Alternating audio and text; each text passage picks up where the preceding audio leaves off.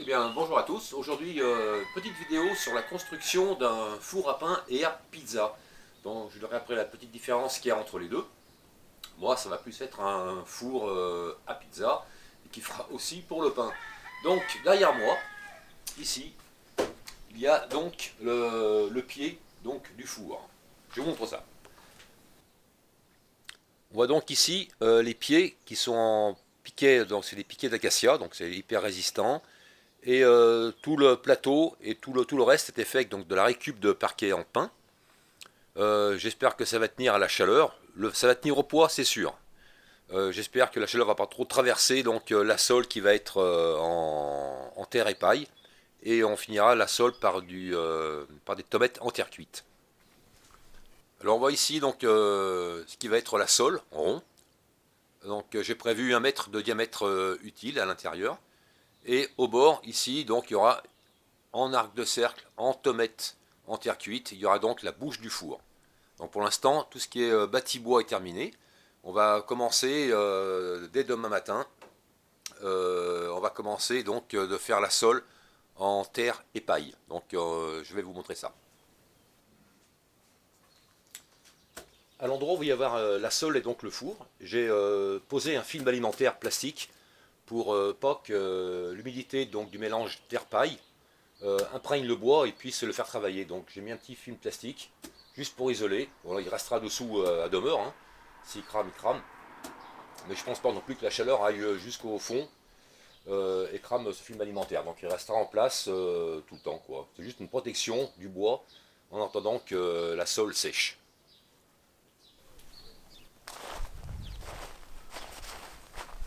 J'ai ici mon argile que j'ai tamisée.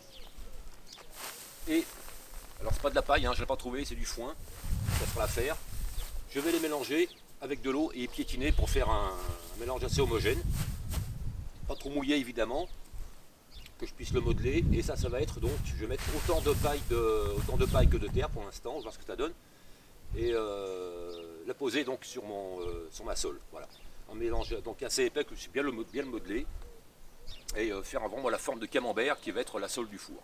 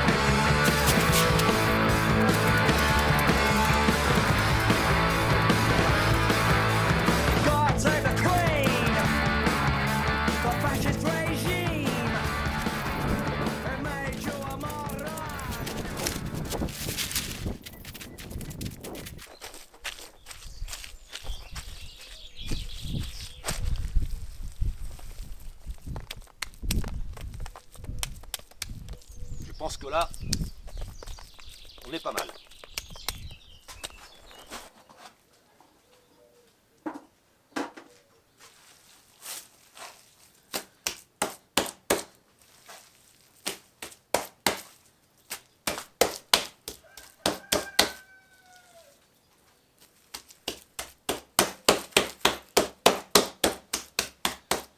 Alors je tasse bien pour pas qu'il y ait trop de bulles d'air et pour avoir une certaine solidité de l'ensemble. Alors pourquoi je mets plus de paille que de terre sur la première couche, c'est surtout pour isoler le fond de la sole qui est en bois. Parce que comme je vous l'ai dit, je pars un petit peu à l'aventure. Je n'ai jamais fait de four en terre de ma vie. Et je fais des tutos, mais bon, ils font tout ça sur du béton. Et le béton, ça ne me plaisait pas. Et puis il fallait acheter du béton, acheter les tarpins. Il fallait ensuite y faire joli avec un enduit ou des briquettes de parement. Donc encore acheter, toujours acheter. Là, j'ai réussi à me faire un four, pour l'instant, qui ne me coûte rien. C'est le gros avantage. Alors j'essaie de faire le plus plat possible, mais pas extrêmement plat, le plus plat possible, parce qu'il y aura après une seconde couche qui sera plus terre que paille, qui va ensuite recevoir mes tomates entières cuites. Donc, ouais, encore donc, j'ai beaucoup donc, excusez-moi. Donc voilà. Plus de paille que de terre pour isoler du fond, qui est en bois. Ensuite, plus de terre que de paille, pour faire un mélange bien dur, qui va recevoir mes tomates. Et ce dernier mélange, plus terre que paille, je le ferai vraiment très très plat, parce que c'est lui qui va recevoir donc mes terres cuites. Donc c'est assez facile à faire. Hein. Il faut juste y modeler, comme de la pâte à modeler, enfin lisser comme ça, c'est pas mal. Pour la finition un petit peu. Et quand tout sera à peu près sec, je couperai en rond le long de ma sole en bois.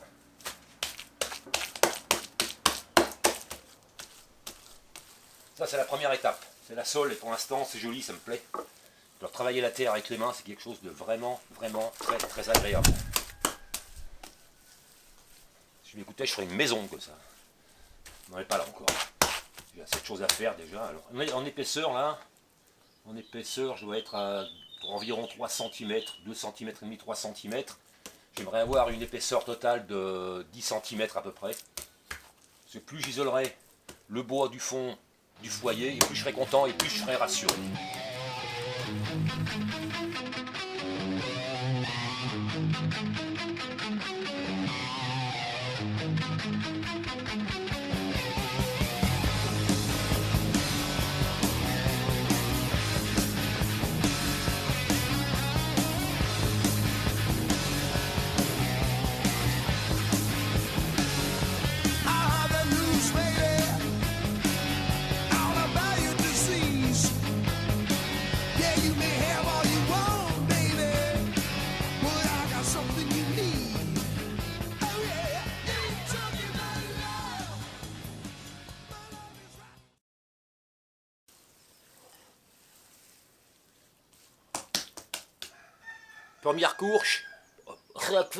Première couche terminée.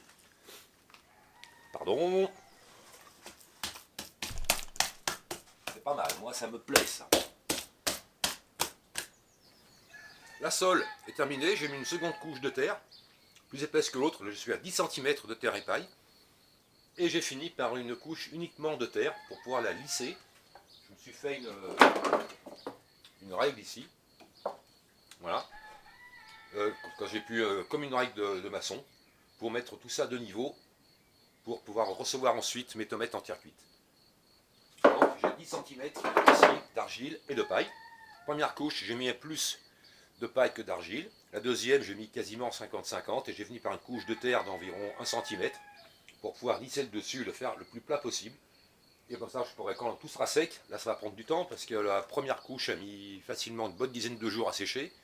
La deuxième qui est plus épaisse, je pense que je vais avoir pour 2 semaines à la sécher complètement avant de pouvoir mettre mes tomates dessus. Donc prochaine étape, ça sera la pose des tomates en terre cuite.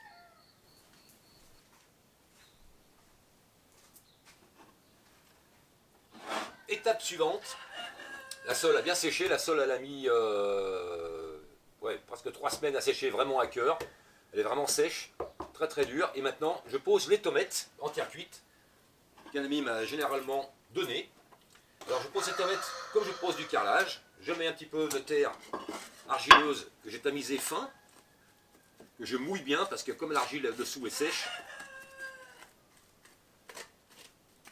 voilà, à la raclette dentée, la même raclette qu'un carreleur, je pose mes tomates une par une et je les plaque bien sur la sole avec un maillet de caoutchouc.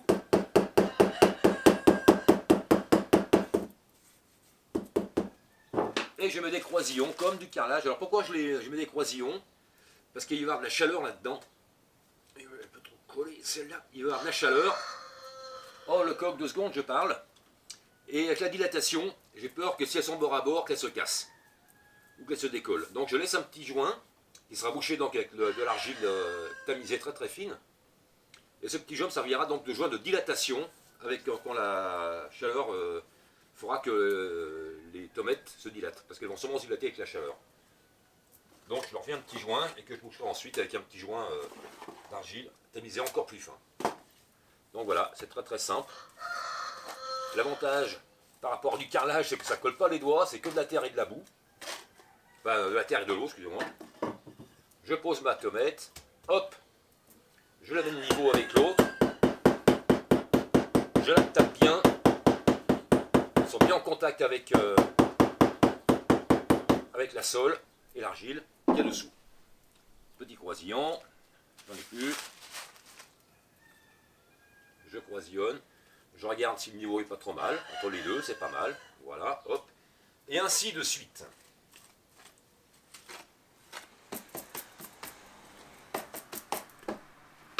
Munitions.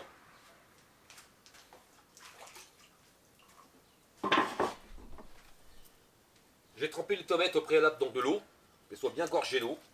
Parce que les tomates c'est très poreux. Et si je les mettais sèches, elles boiraient donc toute l'argile qu'il y a dessous, qui fait office de colle en 2 secondes.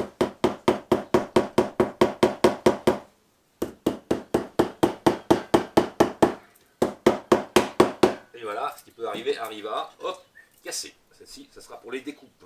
Et merdouille.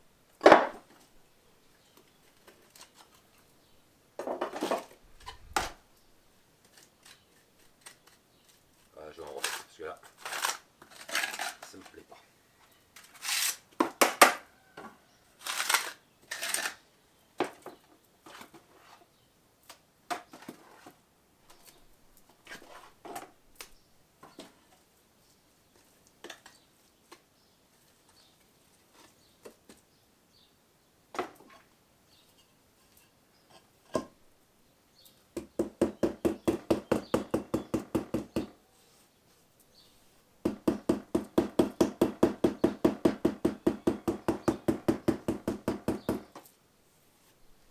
Voilà.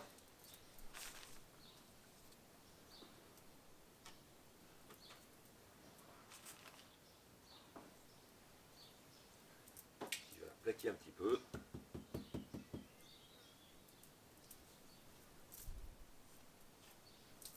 Voilà. Et pour finir,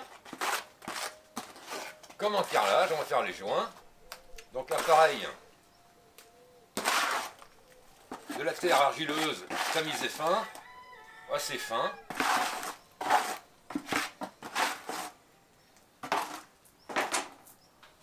Je prends un outil, le même outil que les outils de carreleur, pour étaler tout ça, pour faire des joints. God save the Queen, the fascist regime. It made you a moron, potential hate bomb. God save the Queen, she ain't no human being.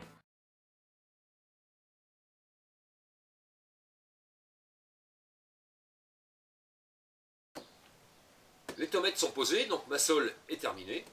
La prochaine étape, en toute logique, ça serait de faire ma voûte en briques réfractaires. Mais non, ça ne sera pas la prochaine étape. La prochaine étape, je vais faire un feu en plein milieu. Pas trop parce que j'ai ma charpente qui est à 1,50 m au-dessus. Pour voir si la chaleur passe à travers cette couche de terre et de tomates. Et si mon bois chauffe, parce que j'ai quand même marié le bois et le feu, c'est 2 ennemis, mais pour moi c'est un défi. Je vais marier le feu et le bois. Donc je vais faire un feu là-dessus pour voir si la chaleur passe à travers et chauffe mon bois. Parce que si là, je vois que mon bois est trop chaud dessous, il faudra que je fasse autre chose. Mais j'espère que ça va bien se passer. Rendez-vous dans quelques jours, parce que là il n'y a pas beaucoup de trucs à sécher, hein, il n'est pas très épais. Dans quelques jours, on va faire un petit brasier sur ma sole. Ok? Allez, à bientôt.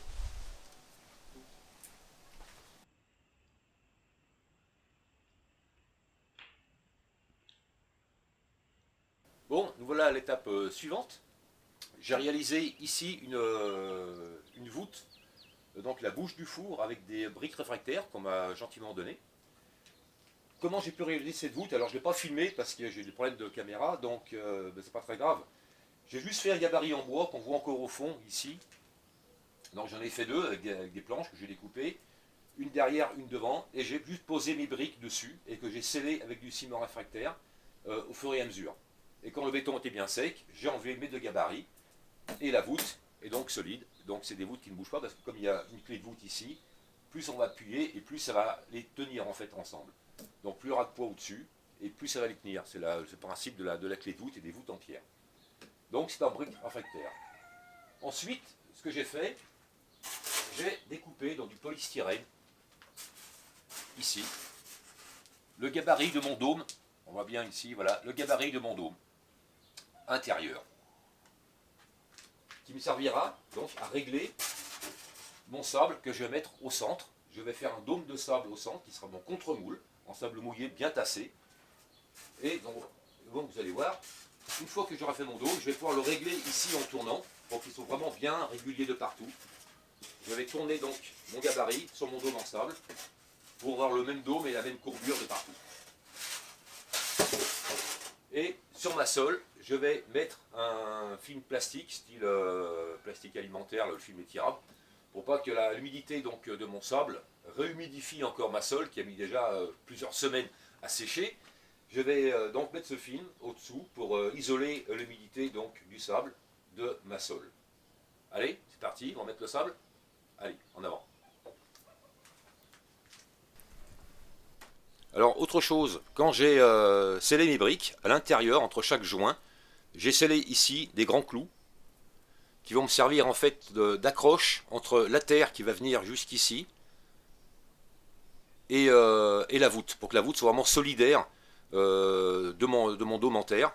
Voilà, donc tous ces clous en fait vont être pris dans la terre, cela. Donc ça va faire une continuité et une accroche de la terre à la voûte, pour que les deux parties soient vraiment solidaires.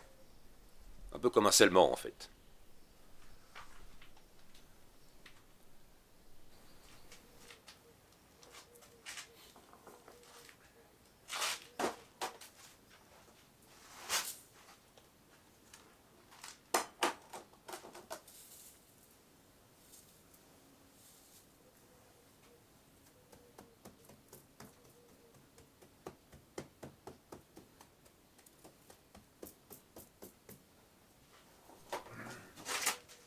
Bon, bah, ça a bien avancé. Un petit coup de gabarit pour voir si la forme n'est pas trop mal. C'est bon, comme ça. Pas évident. Je crois que l'œil est le meilleur allié dans ces cas-là.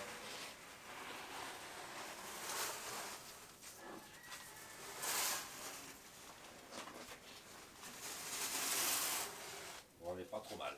On n'est pas trop mal. Un petit coup de finition et on est bon.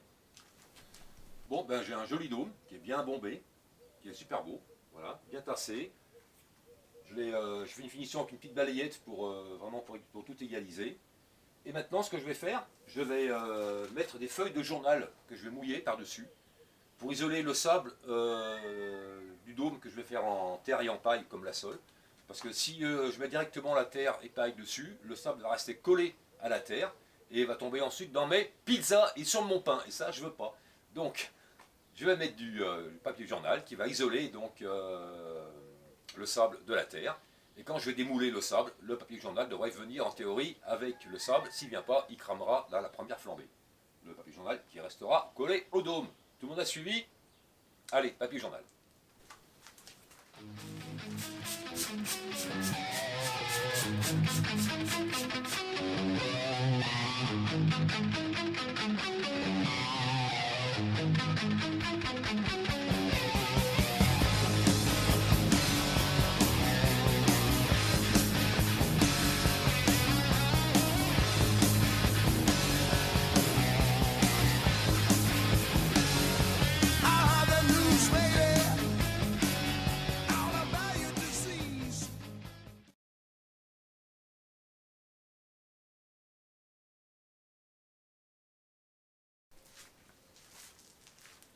Bon, il commence à faire un petit peu sombre, il pleut, donc je vais me dépêcher et pour pas piétiner tout ça dans mon mélange terre-paille. Alors un peu plus de terre que de paille pour la première couche, voilà, pour faire une voûte bien dure, en terre argileuse, bien dure. Et après on fera vraiment un mélange 50-50 terre-paille pour armer la terre, pour pas qu'elle se fende ni se brise.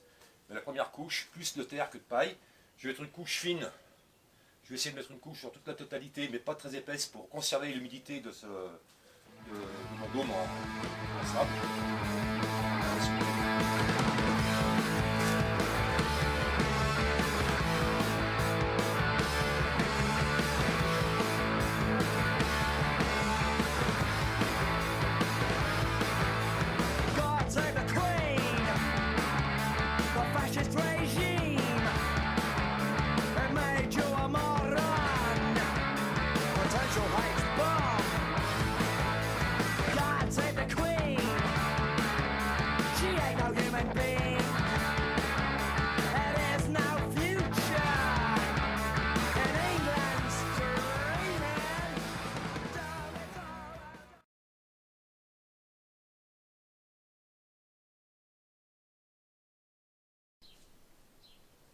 la première couche de terre est posée.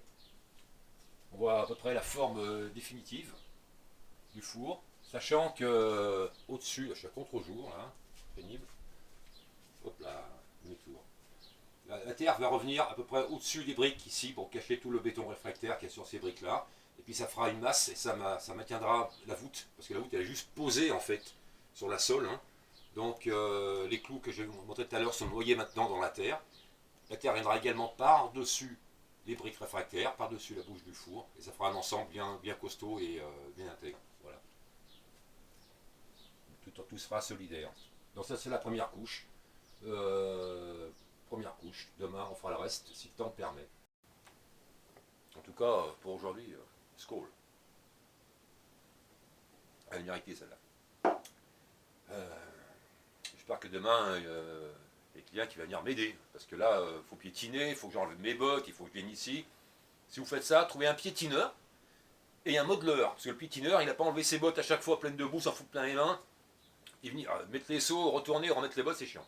Donc trouvez un piétineur et un modeleur. Hein, c'est mieux d'être ça au moins à deux, c'est quand même pas mal. Donc voilà, si demain il pleut pas, je creuse et je retamise mon argile et je termine tout ça. Et puis à la fin, on verra ça tout à la fin, je ferai un petit enduit à la chaux avec une petite teinte, un petit pigment dedans, naturel, pour lui donner une belle couleur, un peu dans les ocres rouges, un petit peu qui soit vraiment sympa, ou dans les ocres jaunes, je verrai, selon l'inspiration du moment. Mais pour l'instant, on finit cette structure-là. On ne trouve pas qu'il y a une odeur. Si, ça commence à sentir la pizza, moi je vous le dis. Si, ça commence, on n'en est pas loin. Allez, tchuss, à la prochaine. Allez, piète. Allez, on piétine. Allez, piète, Noé, piète. Là. Par contre, là, c'est super lourd. C'est lourd. Ah ouais. Je monte d'eau.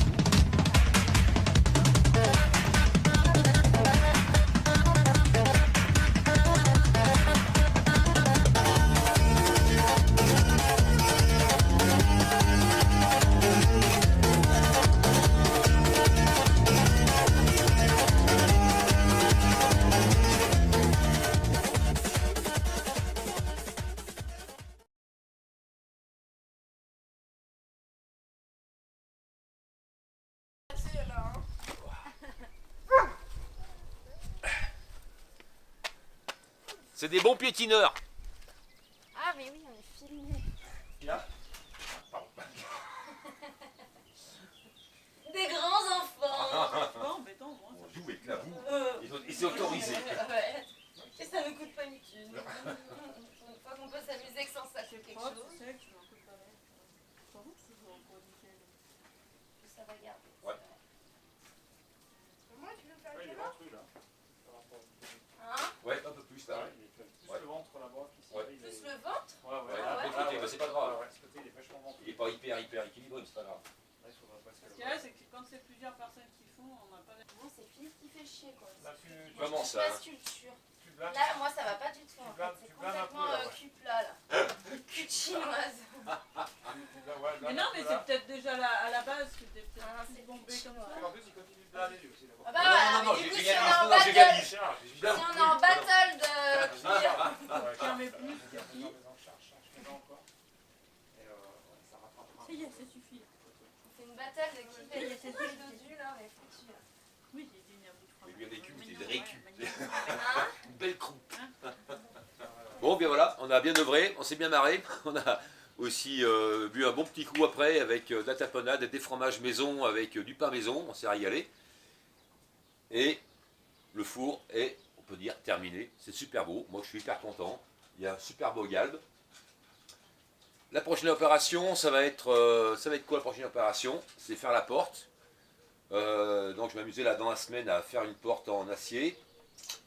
Et puis attendre que ça sèche. Et dans un bon mois, je pense, si la météo le permet, on pourra donc retirer le bois qui est là, qui retient le sable, enlever le sable, bien nettoyer, et faire les premières petites flambées. Voilà, je suis trop content, c'est super beau, c'est magnifique. Ça va être plus beau que ce que je n'aurais espéré, donc voilà. Mes potes sont venus, on s'est bien marré, on a fait un super truc. Que demande le peuple? À bientôt, dans un mois et demi pour la suite du programme. Ciao.